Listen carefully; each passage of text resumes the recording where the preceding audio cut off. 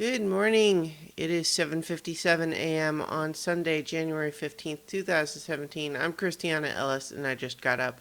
This is 5 more minutes. So today is the Avatar: The Last Airbender Rewatch episode for Season 2, Episode 1. I'm suddenly blanking on the episode title, but it's the Season 2 premiere. And also of note related to these Avatar rewatches is I have just on my YouTube channel created a playlist for these rewatches. So if you ever wanted to have them sorted out separate from all the other videos on the channel, you can now do that. So, Season 2. As I mentioned, talking about the wrap up to Season 1, a lot of the things that I think of in regards to the series at whole, when I think back at the things that I like, some of my favorite stuff, a lot of that really comes in later in the series. And part of that's just because one of the things that makes this show so great is its ability to build on its own continuity, develop these deep characters, and do interesting things with them. And so, to some extent, that's the benefit of any long-running show, is that you establish this history. And so, but one of the other things that is definitely true, and I mentioned this last time, is that with Season 2, we finally formally introduce one of my favorite villain characters from anything, which is Zuko's sister, Azula.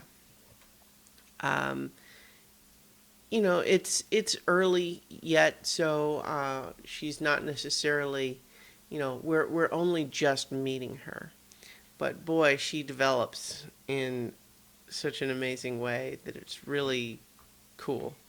But we get a number of good things happening in this episode that help to develop the whole series further and move us forward to this next element.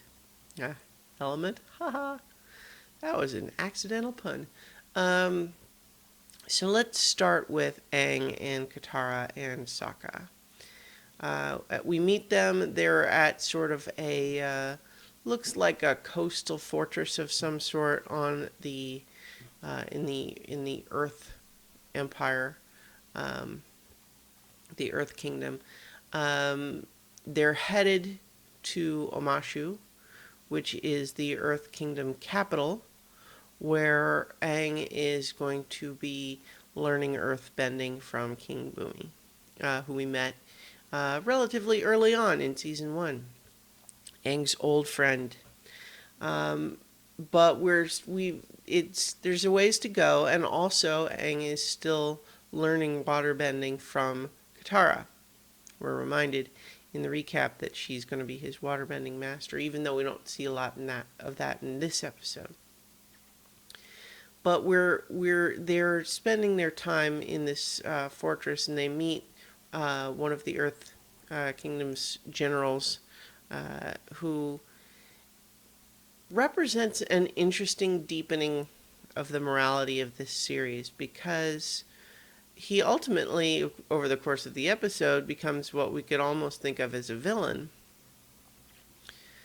But it's really he's only a villain in sort of a ends justify the means sort of way, because he is motivated from wanting to win the war, and his logic and rationale is sufficiently convincing that Aang struggles to argue with it.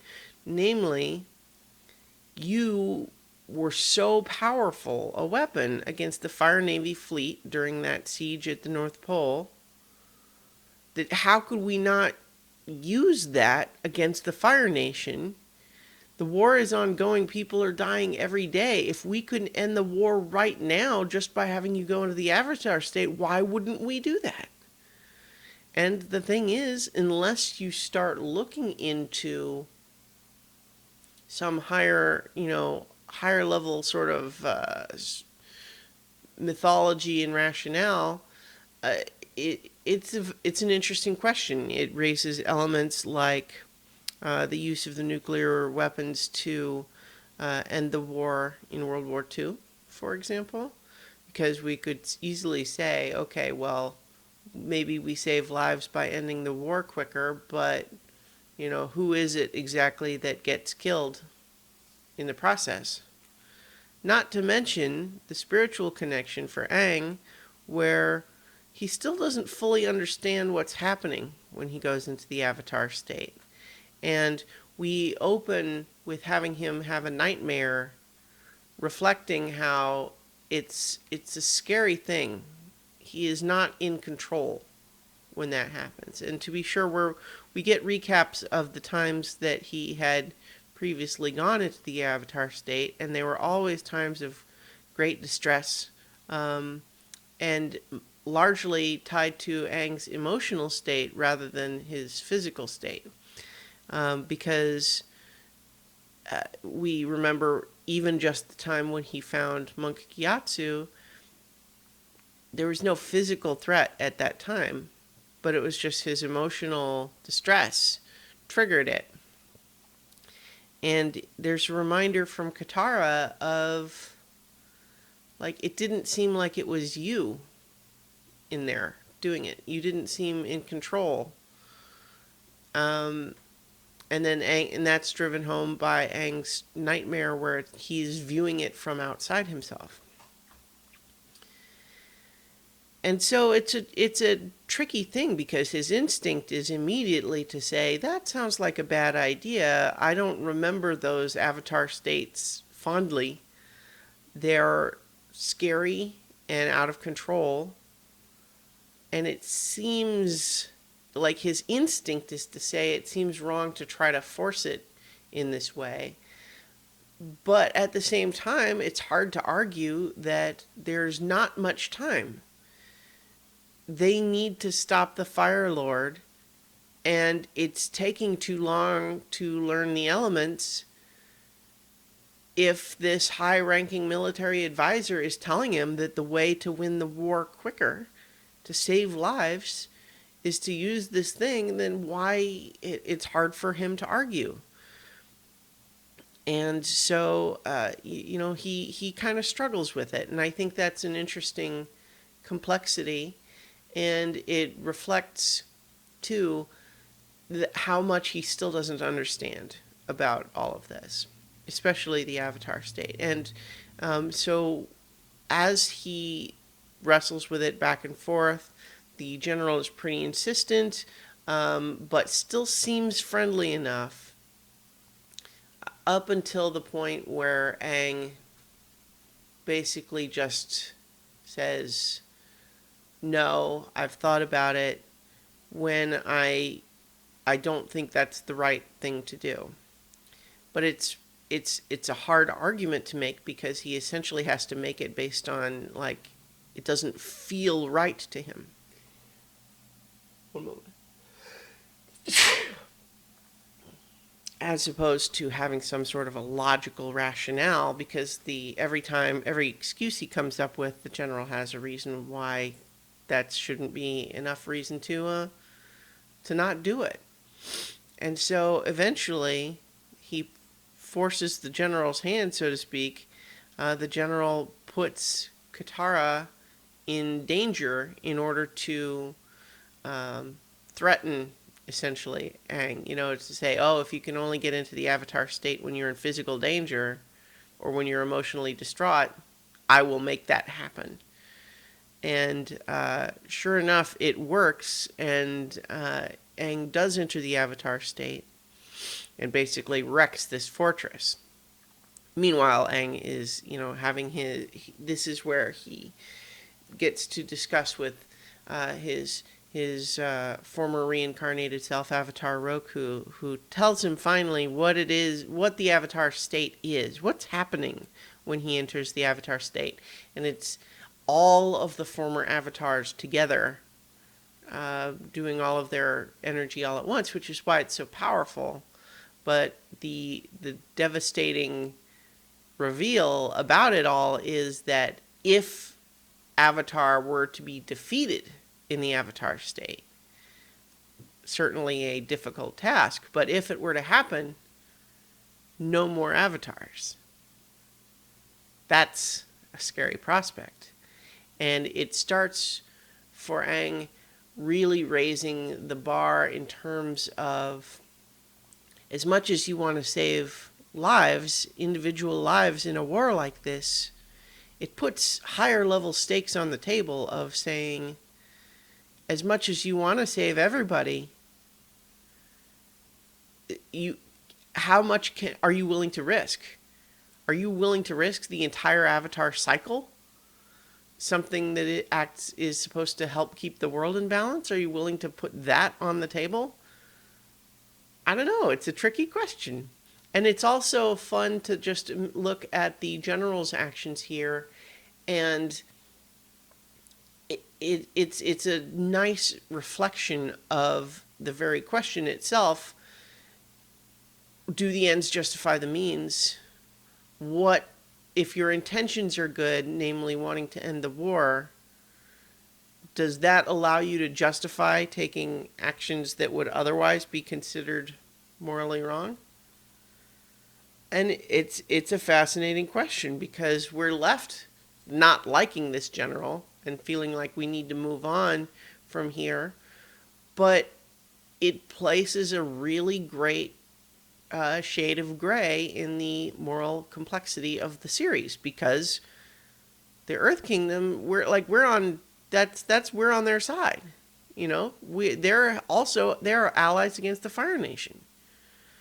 And Aang, so like they're supposed to be friends, but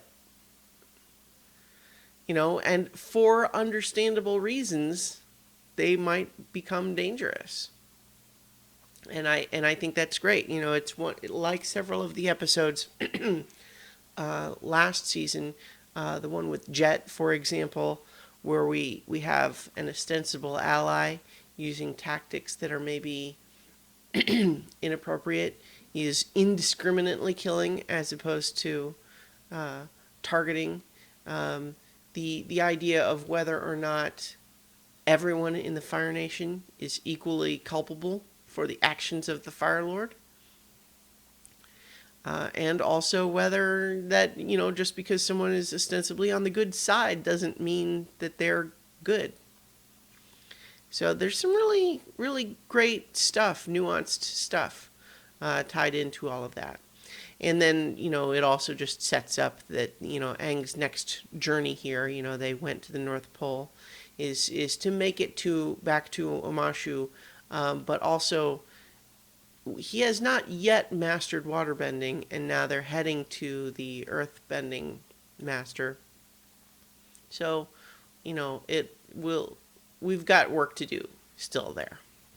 So in the meantime, let's jump back over to Zuko and Iroh, who begin, first of all, I'm also just going to applaud the series art designers for creating such cool different locations, you know, just even the color palette of the, you know, hilly coastal grasslands where the Earth Fortress is versus all of the red-leaved soft lighting trees where Zuko and Iroh are. So we meet Azula a bit more after her single scene introduction last time. We see her very big on pomp and circumstance on her own ship. Has men bring her out in a litter while she has everyone standing at attention for her, and then essentially demands that the captain of her ship, it threatens that essentially, you know, you're going to bring us into port when I say you do. And it's such a great threat because it's kind of, you know, the captain says, well, it's, you know, the tides won't let us go into port yet. It's too dangerous. And she's like, well, I could throw you into the water instead, and the water would definitely kill you. And I haven't decided yet whether or not to kill you. So why don't you do what I say instead of the water? And so she's definitely ruthless, but she's got this venomous civility in her tone. And we also see her practicing firebending, where she seems able to generate like electricity and lightning, which is alarming. And that's even early on. But we don't necessarily know exactly what her plan is until we see her just show up where Zuko and Iroh have been hanging out at this spa, kind of recovering, deciding what's their next plan. And so when Azula shows up, first of all, she calls Zuko Zuzu, you know, her little brother. And, you know, it's kind of demeaning, but at the same time, she's here basically offering Zuko anything he wants. Father regrets banishing you. He wants you to come home. Come along. And she's able to put just enough of her own disdain in there that it doesn't immediately read as suspicious, at least to Zuko. And, you know, she doesn't force him to come right away. It says, well, you know, I'll let you think about it. I'll come back tomorrow and you can tell me what you want. And, you know, also just kind of saying, it's like, look, he sent me. He didn't just send a messenger. He wanted to make sure you understood. And so we have Iroh, who's clearly been trying to act as a teacher to Zuko, trying to guide him on his journey. And they talk about it's the anniversary of him being banished.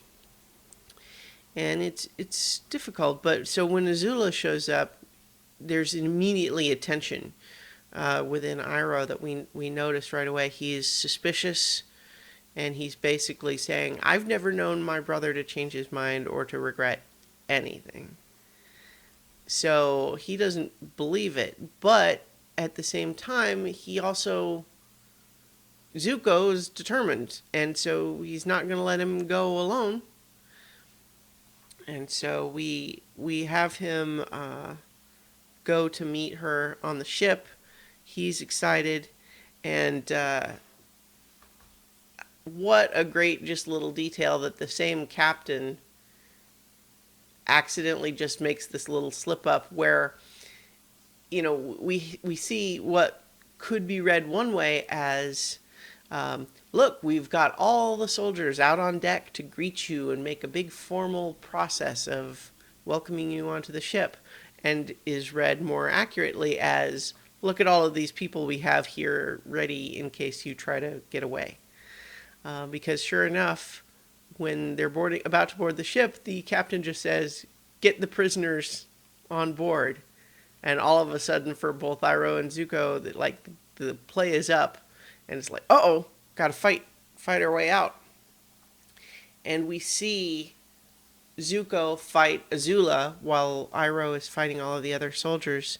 And it's scary because, for one, not only is she able to do the electricity, but when she does fire, her fire is blue. It's blue hot instead of orange and yellow. And for a while, she doesn't even use the fire that much. She's mostly just, you know, dodging every blow that he throws at her. And it's very clear pretty quickly that she is the far superior firebender and fighter than Zuko is. And in fact, it seems like she might just be willing to kill him right there on the deck of the ship. And she taunts him too, using like his hopefulness against him of, you know, I can't believe that you thought that he would forgive you or change his mind. He thinks you're a failure. And see, this is why we should have been suspicious all along in this episode, because we saw at the end of last season, we saw what the Fire Lord said to Azula, which was that Iroh was a traitor and his son was a failure. And that's why he was sending her in. So we were pretty sure she wasn't on the level. But now for her to take that hope that he felt and use it against him just to twist the knife, she's just so mean. And the idea is like, oh, he thinks you're a failure, you're a waste. And he wanted to capture you, but maybe it would just be better for you to die so you can stop embarrassing him. And just, boy, she is just vicious and a superior firebender. And so it seems like she might really be just about to kill him. And it's only Iroh's intervention in the nick of time. As with the finale last season, it's exhilarating to see Iroh kind of cut loose and be a badass, because we see him so calm and sort of superficially lazy most of the time. So when we see him really engage, it's exciting. And so to see him just step in and take out Azula, at least temporarily,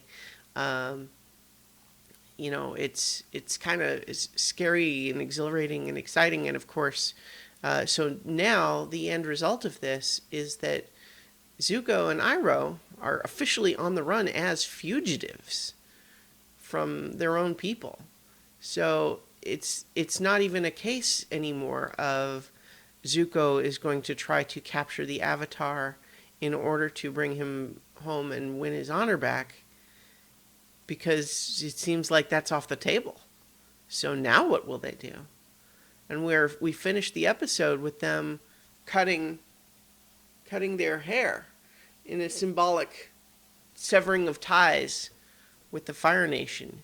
And that's exciting too, because what does that mean? What will they do next? Where are they going to go? Who knows? And so now we begin Arc 2 of this series, and it's so good, you guys. I love it. I hope you're enjoying it too. In any case, I will wrap up this episode. I'll be back next week with episode 2 of season 2, and I'll talk to you tomorrow for 5 more minutes.